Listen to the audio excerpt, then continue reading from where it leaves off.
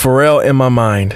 I listened to that album. That's honestly the first album that I've ever physically bought, and I listened to it. I was like, man, I need to really, really get into this physically, mentally, all that stuff. So Pharrell was my first inspiration when it comes to producing. I've been producing since I was 12 years old. My mom would actually be on the keyboard sampling and making beats, literally making beats. She has tapes she kept of me and my brother crying in the background while she's making beats. It's crazy.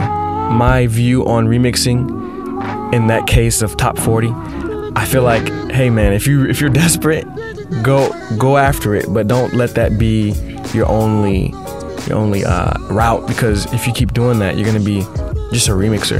In a sense, remixing is sampling. It's kind of a sort of way of sampling, but it's kind of like using the whole sample, and your intent is to get known. What are like challenges that you face? Classic example in a relationship.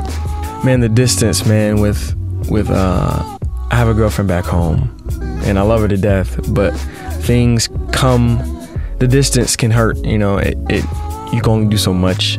What I'm doing is not just for me, it's for all of my family, it's for everyone. You get to put yourself on blast on this part of the show.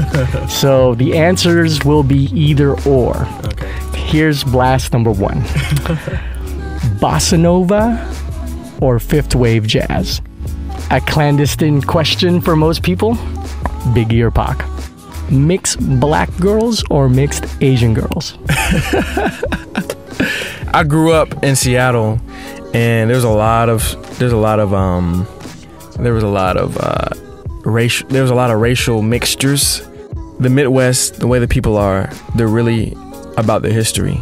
They're really about, like Detroit, like people from Detroit. I respect them because they know what happened in Detroit. They know what is still existing in Detroit, and that history. Being from the Midwest, they make sure that they let you know that you're living in a place that's full of history, and you got to know the history. Future beat music,